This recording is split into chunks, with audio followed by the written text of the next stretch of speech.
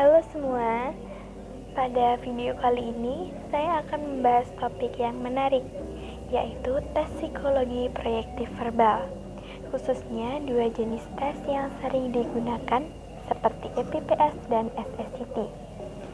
Kita akan bahas apa itu proyektif, apa tujuan dari masing-masing tes, aspek kepribadian yang diukur, serta contoh penerapannya dalam kehidupan sehari-hari.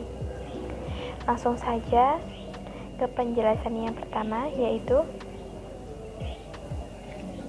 tes proyektif merupakan salah satu alat dalam psikologi yang digunakan untuk menggali kepribadian dan dinamika bawah sadar seseorang.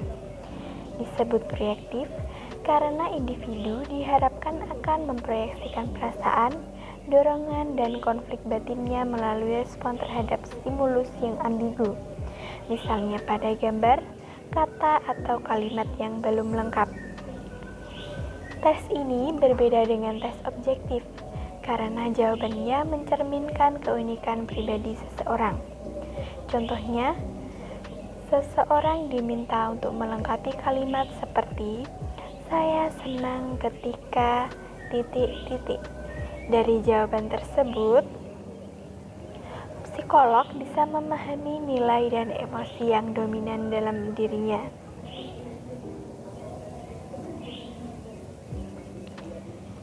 Sekarang kita masuk ke tes pertama, yaitu EPPS atau Edwards Personal Preference Schedule. Tes ini dikembangkan oleh Alan L. Edwards berdasarkan teori kebutuhan dari Henry Murray. Menurut Murray, setiap individu memiliki berbagai kebutuhan psikologis yang mendorong perilakunya, seperti kebutuhan akan prestasi, hubungan sosial, atau kemandirian. Tujuan dari EPPS adalah untuk mengidentifikasi pola kebutuhan pribadi seseorang. Dalam tes ini, responden atau klien akan diberikan dua pernyataan yang sama-sama positif. Misalnya, "Saya suka mengambil keputusan sendiri," atau "Saya senang jika orang lain setuju dengan pendapat saya." Responden harus memilih satu paling sesuai dengan dirinya.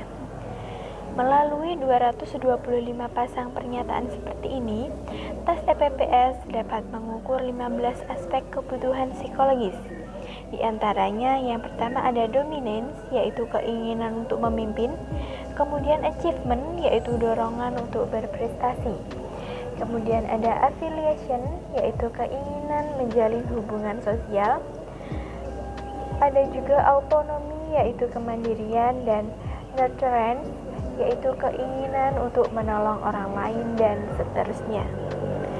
Hasil dari tes ini membantu psikolog memahami apa yang menjadi pendorong utama seseorang dalam bekerja, belajar, atau berinteraksi sosial.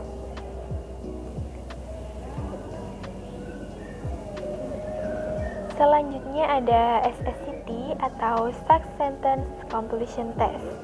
Tes ini juga termasuk ke dalam tes proyektif verbal, tetapi bentuknya berbeda dengan EPPS.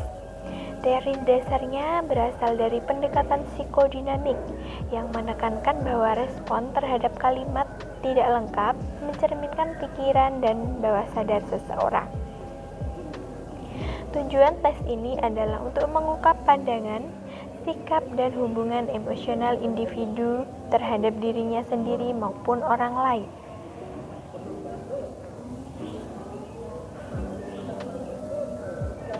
SSCT biasanya terdiri dari 60 kalimat yang belum selesai, seperti "Hal yang paling saya takuti adalah titik-titik," atau "Orang tua saya biasanya titik-titik."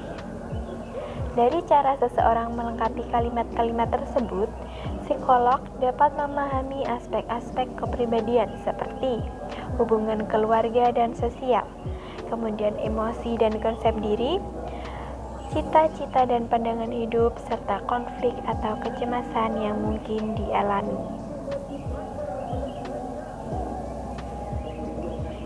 Dalam pelaksanaannya, Tes proyektif tidak boleh digunakan sembarangan.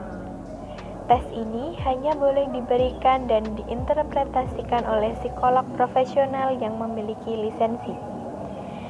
Stimulus asli seperti daftar pernyataan dalam EPPS atau kalimat dalam SSIT tidak boleh ditampilkan ke publik untuk menjaga validitas dan reliabilitas alat tes.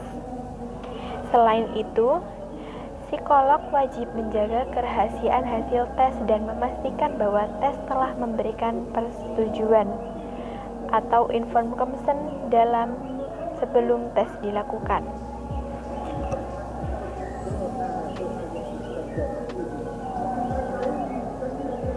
Tes proyektif seperti EPPS dan SSIT memberikan gambaran yang lebih dalam tentang kepribadian seseorang. Melalui tes ini, kita bisa memahami motivasi, nilai, dan perasaan yang mungkin tidak disadari oleh individu sendiri.